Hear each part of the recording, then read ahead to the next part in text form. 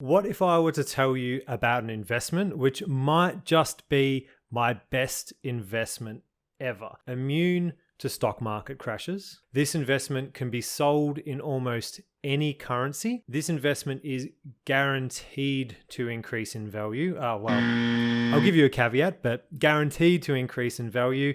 Typically doesn't attract any tax, and it also comes with 6 strings and its own Metallica custom hard case. Guitars, cars, and rock stars. How to have stores of wealth, some cool toys, and also enjoy your money and stay rich. What I'm actually talking about is chattel assets, or they're also referred to as hard assets. Sometimes they're even referred to as wastable assets. It depends on who you're asking and which jurisdiction you reside in. And the goal of this video is to get you to think a little bit more about how you spend your money and how making good investments can increase your retirement, or making bad investments might actually harm your retirement. What was my purchase and why did I make it? A lot of you probably don't know this, but when I was a kid, I played in rock bands for many, many years. I started playing guitar when I was about 14, and I kind of fell out of it a little bit. But recently I've been enjoying playing again, and I wanted to get myself an electric guitar.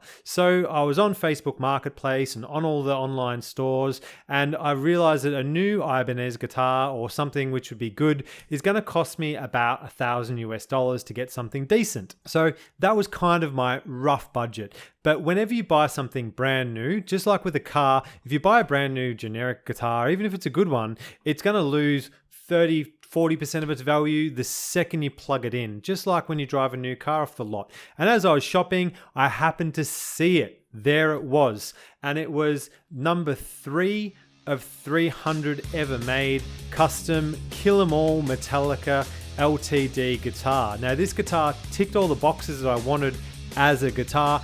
Active EMG pickups, a really fast action bridge, really good shredding guitar.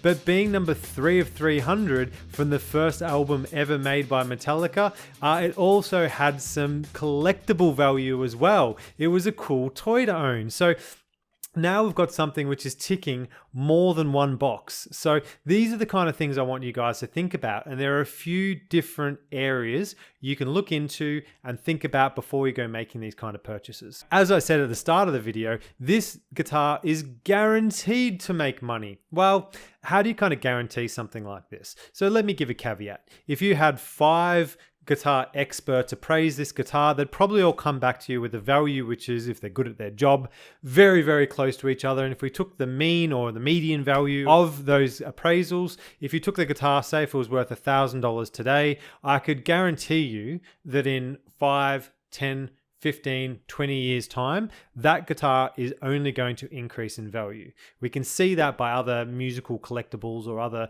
things such as signed posters. So if you love a band and you've got the money, don't just go out and buy a generic poster and stick it up on the wall. Find one which has been signed or anything like that, something which can increase in value. Obviously, the return you're going to make on this also dictates the price you pay. If you buy something too expensive at the start, just like with a stock or a share, chances are you're going to lose money on it. Now, for me, I bought the guitar for $830. I could already find other ones being advertised online for about $1,200. So I already knew that I had, more than a 60% margin in the piggy bank already before I even get to play it and hold on to it and keep it for a few years and enjoy it. The other thing is this guitar is going to make cool wall art. It's a good talking piece and it's something that I really love. So not only do I get to have an object, I get to have something that I enjoy with my money. But the first one is value at purchase, and the value of that asset is being increasing. The second thing to look at is authentication. We touched on earlier about posters of musicians and signatures. Signatures on anything increasing its value is notoriously open for counterfeiting. Being able to authenticate the purchase is important. For the guitar, I didn't really need to do that because I knew that there are manufacturing things such as the fretboard inlays, the way the image is superimposed on top of the body, as well as headstock and things like that. There's no way you can counterfeit that easily. And if I have bought a counterfeit, well, it's worth the money because whoever counterfeited it did a pretty good job. So my purchase came with a certificate, which was number 3 of 300. I did a little bit of research online, and sure enough, all the data I could find online did match up. So that's a certificate that came with my purchase. It comes with what looks like actually a wet ink signature from Matt, gonna ruin his name here, Masciandro, which is the president and CEO of ESP Guitars. So that's how I kind of authenticated mine. I looked at the manufacturing process and the supporting documentation. The next thing you want to look at is physical risk. The problem with having something which is technically collectible or something which is going to increase in value is now you've got this item, and that forevermore is going to be a risk or a risk associated with it. If you ever wonder why people buy humidors for cigars or climate control fridges for wine, there's a very good reason. Can you imagine having a $100,000 bottle of wine and then the cork goes bad, ruining it?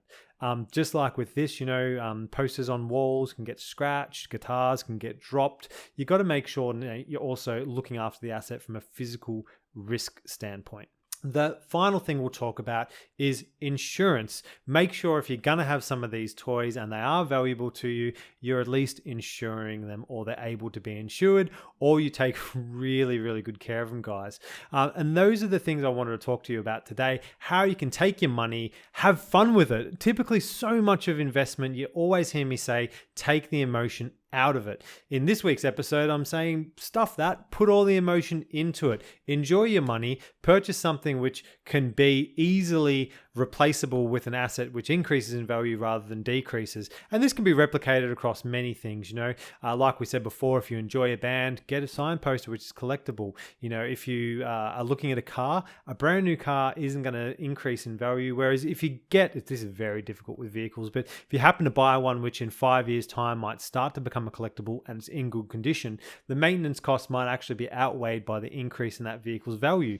There are a whole heap of examples of this. My best investment ever, which is obviously my LTD Kill 'Em All Metallica guitar I just got. I really enjoy having this. It gives me a bit of energy in life, makes it worth getting out of bed. I'm getting to enjoy my money, and I've also got something which isn't going to decrease in value.